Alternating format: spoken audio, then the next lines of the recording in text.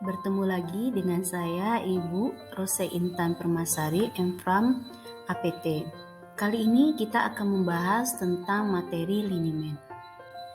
Tujuan dari kita mempelajari sediaan linimen atau linimentum yang pertama, untuk memahami tentang sediaan linimen. Kedua, untuk mengetahui sifat-sifat dari sediaan linimen.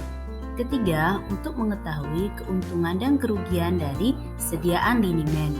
Keempat, untuk mengetahui macam-macam sediaan dari linimen.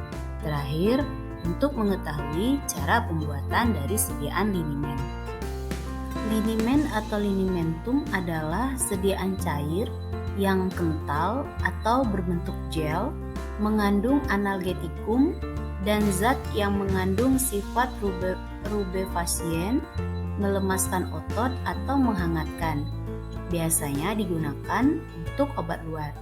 Linimen dengan pembawa alkohol atau hidroalkohol berguna sebagai rubefasien, di mana dia bisa menghilangkan rasa sakit atau bekerja sebagai penetrasi.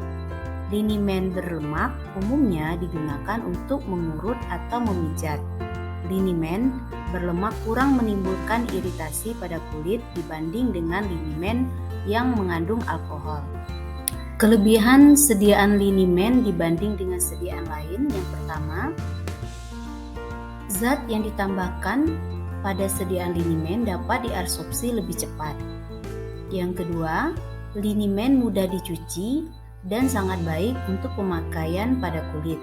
Yang ketiga, penetrasi sediaan linimen lebih baik daripada sediaan salep. Klasifikasi sediaan linimen untuk pengobatan. Yang pertama, sediaan linimen digunakan untuk analgetik. Yang kedua, untuk iritasi. Yang ketiga, sebagai antiinflamasi. Yang keempat, sebagai astringen. Terakhir, sebagai fungisida. Linimen berlemak sebagai media pendispersi mengandung minyak lemak atau zat mirip lemak seperti lanolin. Zat obat yang biasa digunakan adalah pertama, bila berbentuk cairan, biasanya adalah kloroform, terpentin, ether, dan tar. Kalau berbentuk serbuk, biasanya adalah camfer, mentol, novocain, dermatol, dan lain-lain. Sedangkan untuk linimen alkohol, biasanya mengandung alkohol dan beberapa zat obat. Sedangkan untuk linimen sabun, berdasarkan jenis sistem dispersi linimen bisa dibagi menjadi dua. Yang pertama ada linimen homogen. Linimen homogen ini terdiri antara pelarut dan ekstraksi. Yang kedua ada linimen heterogen, di mana linimen heterogen ini dibagi menjadi 3 kelompok. Yang pertama ada linimen suspensi, yang kedua ada linimen emulsi, yang ketiga ada linimen kombinasi. Linimen kombinasi di sini adalah kombinasi antara linimen suspensi dan linimen emulsi. Linimen disiapkan dengan aturan umum sesuai dengan persiapan bentuk sediaan cair. Di saat pembuatan linimen, zat padat dimasukkan terlebih dahulu ke dalam botol, kemudian dilarutkan dengan pelarutnya. Zat berbentuk eutektik seperti camfer dan mentol dilarutkan terlebih dahulu dengan pelarutnya, baru dimasukkan ke dalam botol. Untuk zat dalam bentuk larutan dimasukkan terakhir ke dalam botol. Pencampuran dilakukan dengan pengocokan semua zat di dalam botol.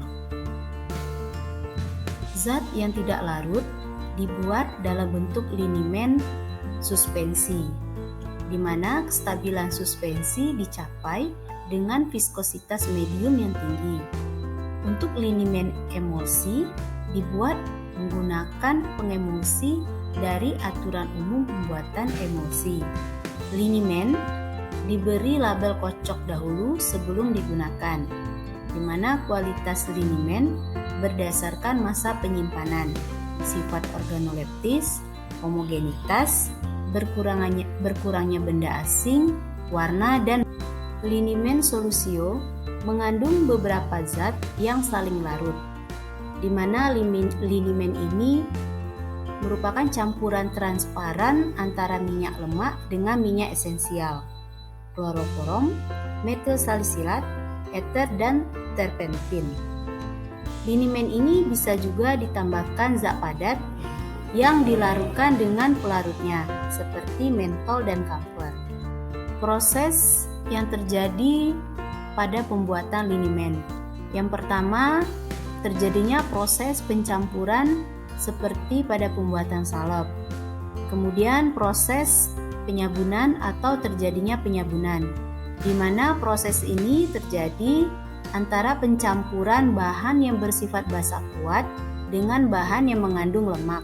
Contohnya pada pembuatan linimen benzil dan linimen amonia. Kemudian terjadi proses terbentuknya emulsi.